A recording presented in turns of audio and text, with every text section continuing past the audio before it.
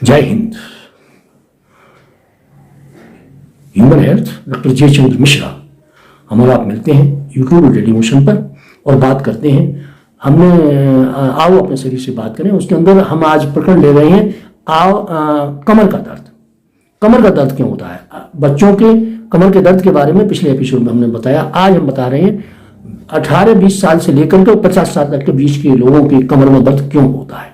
और कमर का दर्द हमारा जो होता है उसमें और भी कई लक्षण आते हैं सामने। उनको अगर नजर मारा जाए तो पता लग जाता है कि कमर का दर्द मामूली नहीं है और इसका इलाज कराना जरूरी है। और वो है कमर दबा दो जी। कमर दबाने से थोड़े बंद हो जाएगा। अगर थकान का है तो बंद हो जाएगा, आप ज़्यादा देर बैठते रहें। लेकिन अगर आप लेटे नहीं हैं, आप चलते फिरते नहीं हैं, तो वो अलग चीज़ है थकान का। लेकिन अगर वो थकान का नहीं है और कमर का दर्द बंद नहीं हो रहा है तो उसमें कोई विशेष कारण जरूर है। और उसमें कारण जल्दी ही शुरू हो गया है और जल्दी बंद हो जाता है। तो ऐसी स्थिति में हमें ज़्यादातर देखने को क्या मिलता है कि पेशाब में जलन भी आ गई। चलो नहीं है जलन, लेकिन जल्दी जल्दी पेशाब जा रही है, वो भी नहीं है। पेशाब गंदरा आ रहा है, वो भी नहीं है। और कमर में दर्द बंद नहीं हो रहा है। या पेशाब में लालामी आ गई, बदबू आ रही है, बस आ रहा है, बदबू आ रही है, लालामी आ रहा है, रक्त जा रहा है। और अगर इसके साथ साथ शरीर पर सूजन आने लगी, चेहरे में पीलापन हो गया है और 4-6 दिन हुए हैं कि उल्टी बुखार और हो गया, नापा तो ब्लड प्रेशर हाई है।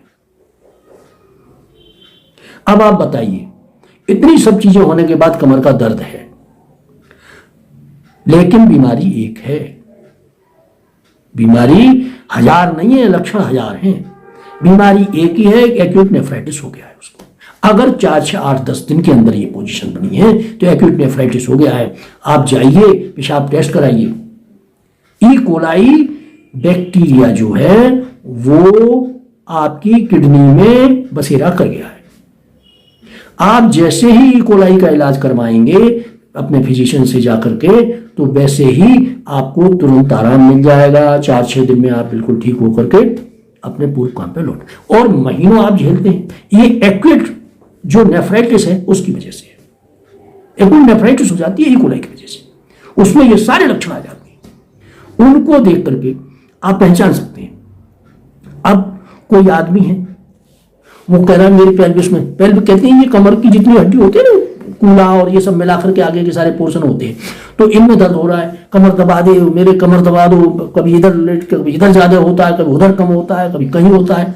ये सब पेल्विक बर्डन जो है ना, इसके पेन है, ये मस्कुलर पेन उनमें होता है, क्योंकि वहां एबनॉर्मलिटी आ गई। किडनी में आपके अगर कोई प्रॉब्लम है तो पेशाब में भी दिक्कत आएगी।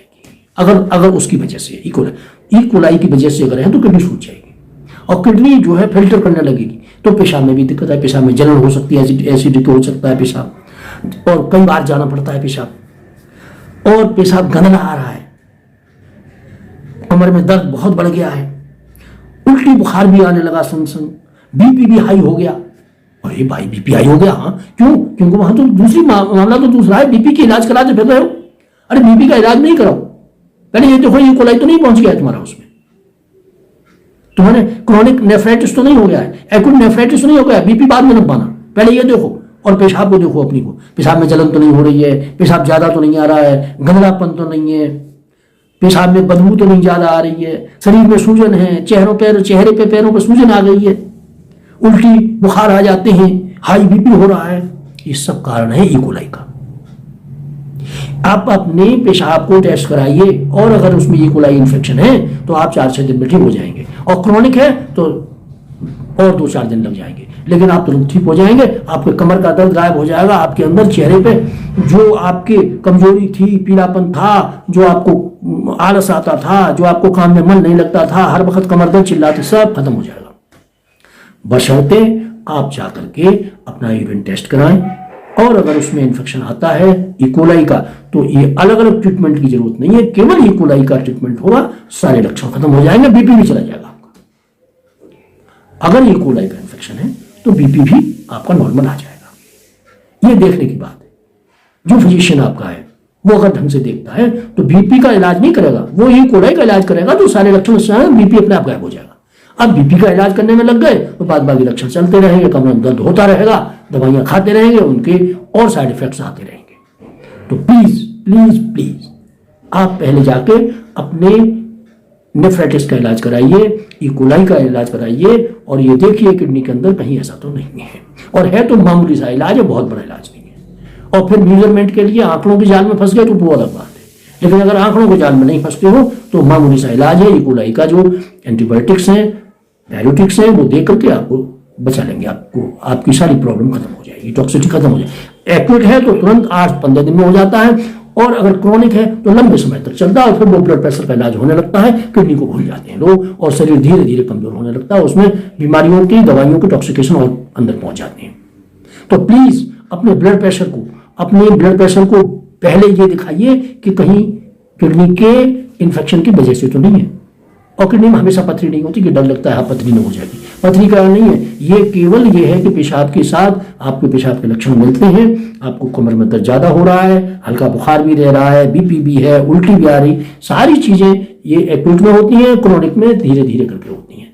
और इन सब चीजों का अगर आप टेस्ट कराएंगे, इकोलाई अगर निकल के आ गया तो वो सारा बीपी फीपी सब गायब हो जाएगा और आप स्वस्थ हो जाएंगे।